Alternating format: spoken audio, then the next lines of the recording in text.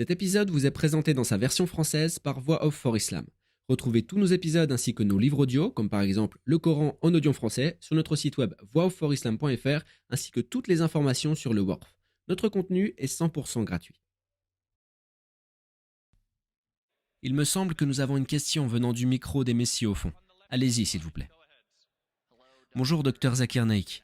Je m'appelle Harris, de Phoenix, en Arizona, aux États-Unis. Je suis entrepreneur et je suis manager en marketing. 2 de mes amis aux USA se sont convertis à l'islam après avoir regardé vos vidéos sur YouTube. L'un était chrétien et l'autre athée. L'un d'eux m'a donné le DVD, ce DVD où vous présentez l'islam aux athées. Je l'ai bien regardé, mais il n'a pas répondu à mes questions. Et ces questions, je les ai posées à plusieurs personnes, des personnes différentes, sans jamais avoir de réponse satisfaisante. Beaucoup de ces personnes étaient très intelligentes. Mais de tous les savants que j'ai jamais vus sur YouTube, vous êtes, selon moi, le plus rationnel, le plus logique, le plus facile à comprendre parmi tous ceux que j'ai pu croiser durant ma vie. Il serait vraiment bien que vous puissiez répondre à ma question, car personne jusqu'à aujourd'hui n'a jamais pu le faire. Ma question repose sur 2 axes, et voici la première partie. Et je précise que je suis quelque part entre l'athéisme et l'agnosticisme. Je ne suis pas vraiment certain. Dieu a créé l'univers tout entier. Le Coran parle de tout cela avec la durée de la création, les montagnes, que la vie est un test et beaucoup d'autres choses. Et alors, je me demande, bien avant que Dieu décide de créer l'univers, avant de décider d'y introduire les humains, avant même d'avoir envoyé le prophète Mohammed, Adam ou Ève, bien avant tout ça. Il en connaissait toutes les conséquences. Il savait que certaines personnes seraient décevantes. Et du coup, il savait très bien qu'il devait les mettre en enfer. Il sait qu'elles brûleront, souffriront et devront assumer leurs actes. Bien avant la création, il sait que le résultat sera mauvais. Il peut être bon pour certaines personnes qui seront au paradis, mais il avait le moyen de sauver les gens de l'enfer avant d'avoir entamé la création. Pourtant, il décide de l'accomplir, suivant sa logique divine. Pourquoi voudrait-il faire cela? En d'autres termes, comment Dieu peut-il être si sadique? Il maintient un plan dont il connaît déjà les conséquences. Voilà la première partie. Et maintenant la deuxième. Si j'accepte que Dieu est le Tout-Puissant, qu'il est le plus grand et tout ça, pourquoi insister dans le Coran pour que nous regardions les montagnes, les protons, les électrons, ceci, cela, tout est si bien synchronisé? Pourquoi devons-nous être ébahis devant la création alors que c'est un jeu d'enfant pour Dieu? Il lui suffit de dire « Kun » pour que l'affaire soit faite. Pourquoi en faisons-nous tout un plat? C'est si facile pour lui. Pourquoi sommes-nous si stupéfaits alors que pour Dieu, ce n'est rien du tout? En réalité, je ne devrais peut-être pas être impressionné par la création. Donc, je ne comprends pas pourquoi il s'attend à ce que l'on respecte ou admire ce qu'il a accompli. Notre frère a posé une très bonne question. Une question qui fait appel à beaucoup de raisonnement. Une très bonne question. Il a vu certaines de mes conférences sur l'athéisme, mais une question spécifique n'a jamais eu de réponse jusqu'à aujourd'hui. Il demande, Dieu savait tout avant d'entamer la création de l'univers et des hommes. Avant d'envoyer le prophète Mohammed, alayhi salatu wassalam, il savait déjà tout. S'il savait que les gens iraient au paradis, mais la plupart en enfer, pourquoi a-t-il créé l'humain? N'est-ce pas sadique? Ceci est la première question, n'est-ce pas? C'est exact. Je répondrai à la deuxième question par après. Mon frère, qui t'a dit que la plupart des gens iraient en enfer? Même si c'était une seule personne, ça n'aurait toujours aucun sens. Il aurait pu l'éviter, ou faire en sorte de ne pas être contrarié. D'accord, je répondrai. Notre frère dit que même si une seule personne allait en enfer, c'est comme si Dieu était déçu. Dieu n'est jamais déçu, jamais. Maintenant, revenons à ta question. J'ai démarré une institution, tu en as peut-être entendu parler, une école islamique. Imagine qu'un professeur fasse passer un examen et que ce soit une personne juste. Elle demande combien font 2 plus 2. L'élève qui se trouve en face écrit 5. Le professeur peut très bien lui dire écris 4 à la place. Remplace le 5 par le 4. Serait-ce juste que le professeur, en plein milieu de l'examen, corrige un élève qui est en train de se tromper? Est-ce que ce serait juste? Certes, mais s'il a l'option de... Non, je te pose une question simple. Le professeur a distribué l'examen. Ok, d'accord, dans ce cas, vous avez raison, c'est vrai. Dans ce cas, le professeur a la capacité de corriger l'élève. Que penseront les autres? Que c'est injuste? Mais il peut créer une situation différente qui fait que la justice régnera. Il n'est pas limité, borné à cette situation même. Notre frère dit que Dieu peut créer un système parfait, où il n'y a pas de faille. Exact. Dieu l'a déjà fait. Il a créé les anges. D'accord? Dieu a créé les anges. Les anges ne désobéissent jamais à Dieu. Mais les humains sont une création supérieure aux anges. Les anges n'ont pas de libre arbitre, eux. Que tu aies écouté mes conférences ou pas, sache que les anges sont une création de Dieu. Mais ce n'est pas la meilleure création. Dieu a créé les humains avec un libre arbitre. Il leur permet d'aller contre Dieu ou de le suivre.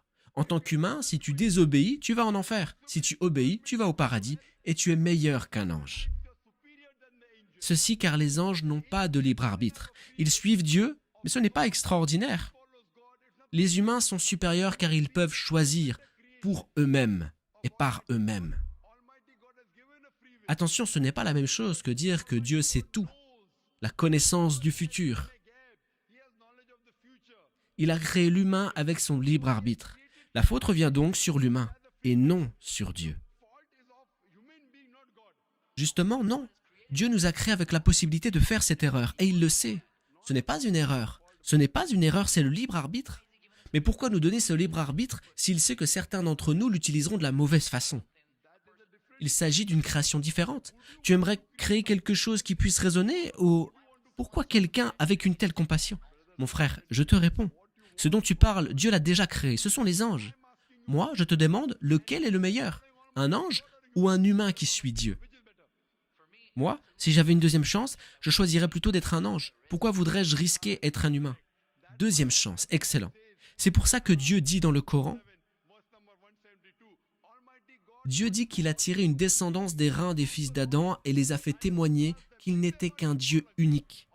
Dieu dit que si le Coran venait à être révélé à une montagne, elle s'effondrerait.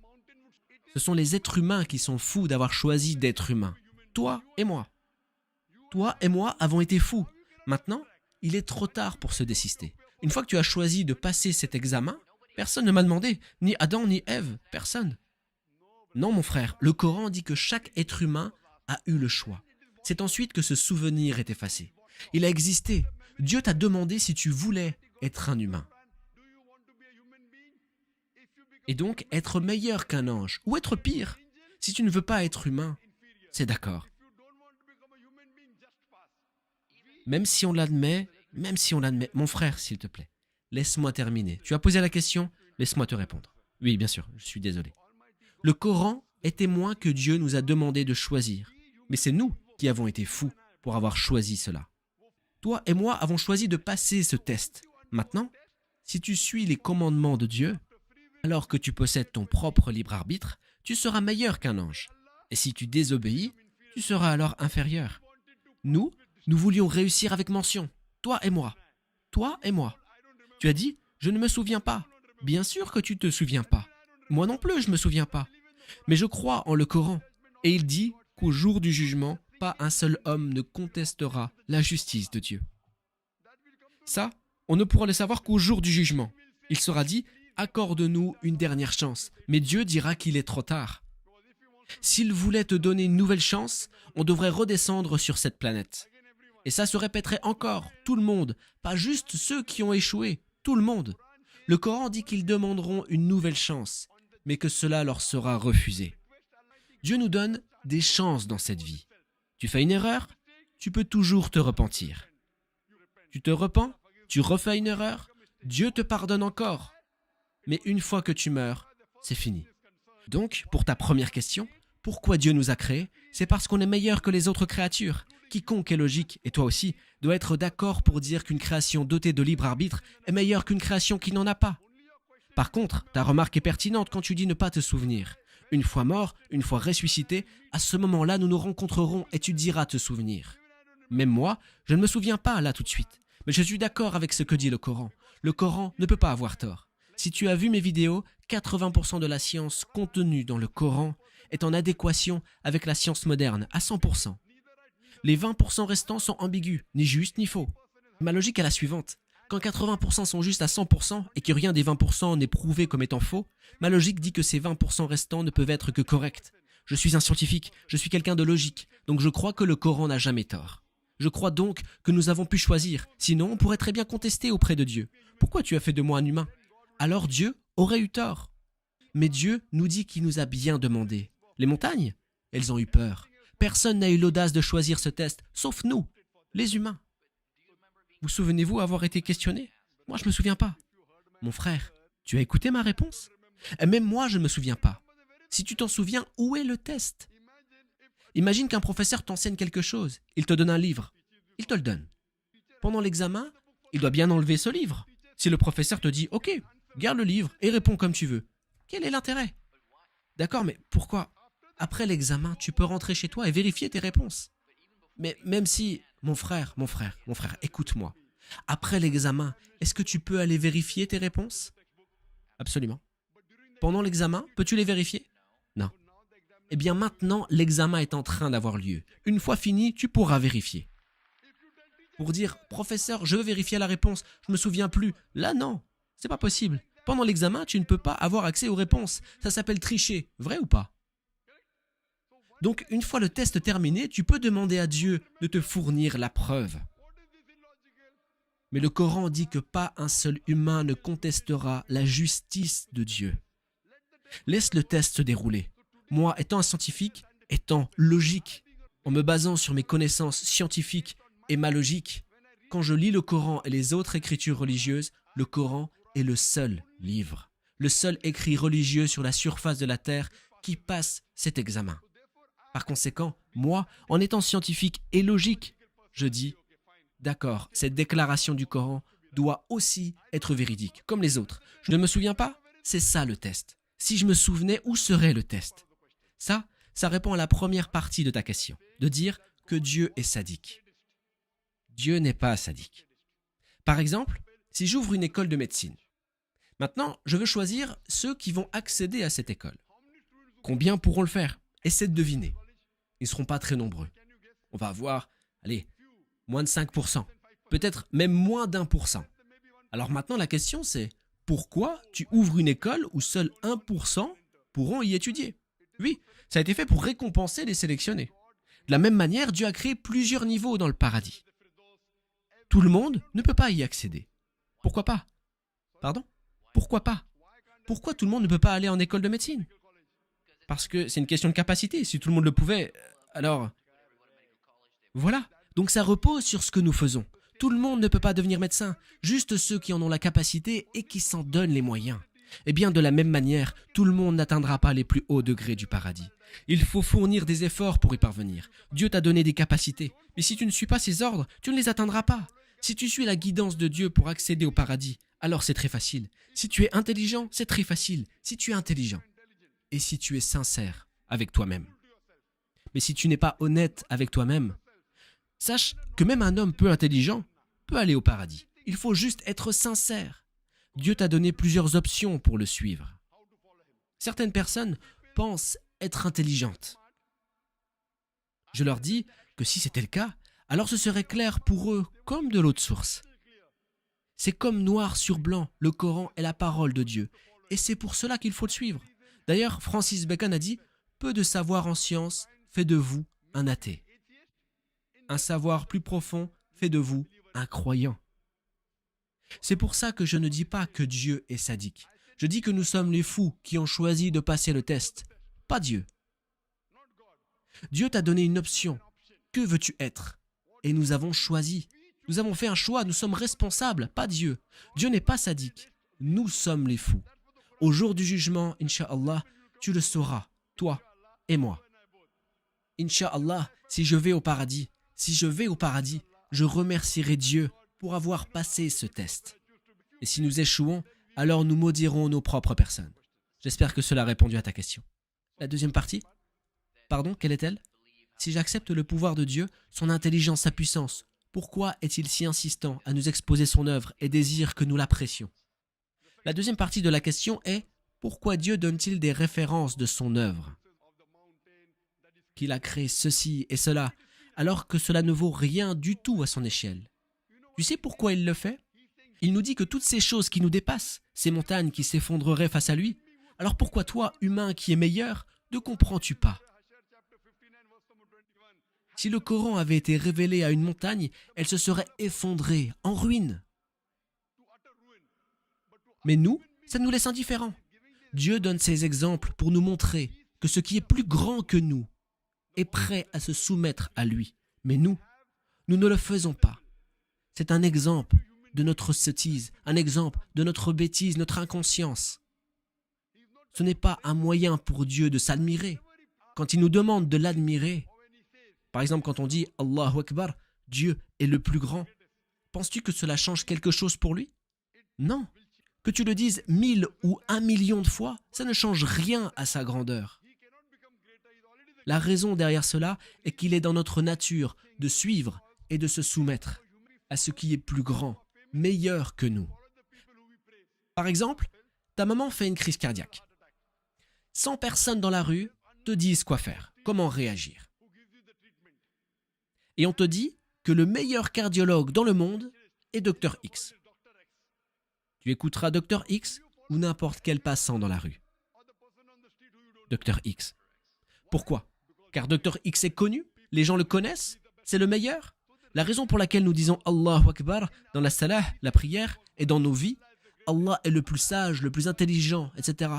C'est que ça ne rend pas service à Allah, mais ça nous rend service à nous. Si nous le vénérons, nous le suivons. Si nous le suivons, nous allons au paradis. Pour Allah, ça ne change rien du tout. Par conséquent, Dieu dit, ne croirez-vous donc pas? Ne comprendrez-vous donc pas? Cela veut dire que le Coran a été révélé aux hommes pour que nous le comprenions. Ces exemples ne nous servent pas à accroître sa grandeur. Il est déjà le plus grand. Tu peux l'invoquer 1 million de fois, ça ne changera rien à sa grandeur. Dieu te le dit à toi. Il dit dans le Coran qu'il n'a pas besoin de nous. C'est le contraire. C'est nous qui avons besoin de lui. L'invocation est pour nous, c'est la psychologie humaine. Quand on a quelqu'un de cette grandeur devant nous, nous sommes plus enclins à suivre ses conseils. En suivant ses conseils, tu en tireras un bénéfice, pas lui. Il est déjà le plus grand, il est déjà le plus miséricordieux. Pourquoi imposer toutes ces règles et ces régulations? Parce qu'en sa qualité de créateur, c'est lui qui peut nous les donner. Par exemple, quand il fait mention de... Attends, t'es un étudiant en sciences, n'est-ce pas? Moi aussi. Allah a mentionné ces faits scientifiques qui viennent d'être découverts il y a 50 ans. Cela augmente ma foi en Dieu. Il dit, nous leur montrerons nos signes dans l'univers et en eux-mêmes, jusqu'à ce qu'il leur devienne évident que cela est la vérité. Donc Allah nous donne tous ces exemples pour notre bien. Pour lui, ça ne change rien. Il nous donne une belle opportunité de lui faire confiance et de le suivre pour aller au paradis. J'espère que ça répond à ta question, mon frère. J'admets son pouvoir, qu'il est extraordinaire et tout ça. Mais est-ce qu'on attend de moi à ce que je sois stupéfait par ses travaux, par son œuvre? Parce que pour moi, il peut faire tout ça en 1 seconde. Très bien. Si pour lui, tout ça ne nécessite pas plus qu'1 seconde, s'il te dit de ne pas consommer d'alcool, ça ne me pose pas de problème. Mais dois-je être en admiration face à sa création? Non. Vois-tu, il n'est pas là pour essayer de montrer qu'il est le plus fort. Si tu dis pour lui tout ceci est facile, penses-tu qu'il soit un menteur? Non. Pas de porc? Pas de souci, mais je ne suis pas en admiration face à sa création car pour lui ce n'est rien. Comparé à nous, c'est extraordinaire. Pour lui, c'est rien. Oui. Mais pour nous, quand quelqu'un a la capacité de créer tout l'univers et me dit de ne pas boire de l'alcool, je me soumets immédiatement. D'accord, je n'ai aucune objection à me soumettre, mais dois-je être stupéfait, comme dit dans le Coran? Si tu te demandes pourquoi tu devrais être en admiration devant la création, voilà ce que je dis. Si je crois que l'humanité est la meilleure création, alors oui, je suis en admiration. Et je remercie Dieu de m'avoir créé meilleur que le reste. Donc si je suis stupéfait devant les montagnes, les étoiles, etc., je me dis, ah, moi aussi il m'a créé. Il a créé les humains et fait d'eux la meilleure création. Avec tous les exemples qu'il donne, nous réalisons toutes les faveurs qu'il nous a données.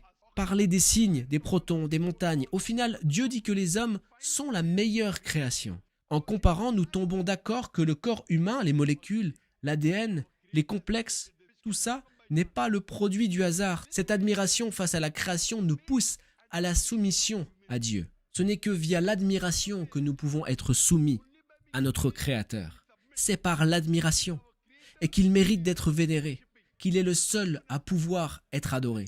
Tout cela pour que nous le vénérons, que nous réussissions le test et que l'on aille au paradis. J'espère que ça répond à ta question. Si Bill Gates me donne 100 dollars, dois-je être ébahi par son geste? Mon frère, je crois qu'on a répondu à ta question. On est malheureusement limité par le temps. Tu es le bienvenu pour revenir demain, Inch'Allah. Pareil pour nos frères et sœurs, la session d'aujourd'hui est maintenant terminée. Je voudrais terminer. Tu demandes si tu serais stupéfait par la donation de Bill Gates. Mon frère, la question est, pourquoi Bill Gates te donnerait-il 100 dollars? Si tu me dis que Pierre, Paul, Jacques t'a donné 100 dollars, ça te ferait ni chaud ni froid, on est d'accord? Mais Bill Gates m'a donné 100 dollars. C'est quelque chose. Pourquoi te les donner à toi et pas à quelqu'un d'autre? Pourquoi? La question c'est pourquoi il te les a donnés? Ok. Si c'est n'importe qui t'offre cet argent, bof. Mais Bill Gates? J'ai compris. C'est bon? Oui, j'ai eu ma réponse. Tu es sûr que c'est la bonne? Absolument, c'est la réponse. Inch'Allah, j'espère que ceci t'aura rapproché de l'islam. Donc en fait, ce n'est pas le fait qu'il me donne de l'argent qui est extraordinaire, c'est le fait que ce soit lui qui le fasse. Alhamdulillah. Compris. Donc ça valait le temps passé debout. Alhamdulillah. Voix Off for Islam est un waqf, un projet financé par la communauté pour la communauté. Participer au waqf, c'est contribuer à des aumônes continues comme la construction de puits, la construction d'écoles ou encore le développement du média Voix Off for Islam. Tu trouveras toutes les informations sur notre site web, clique sur le lien en description de la vidéo pour accéder directement à la page détaillée du waqf.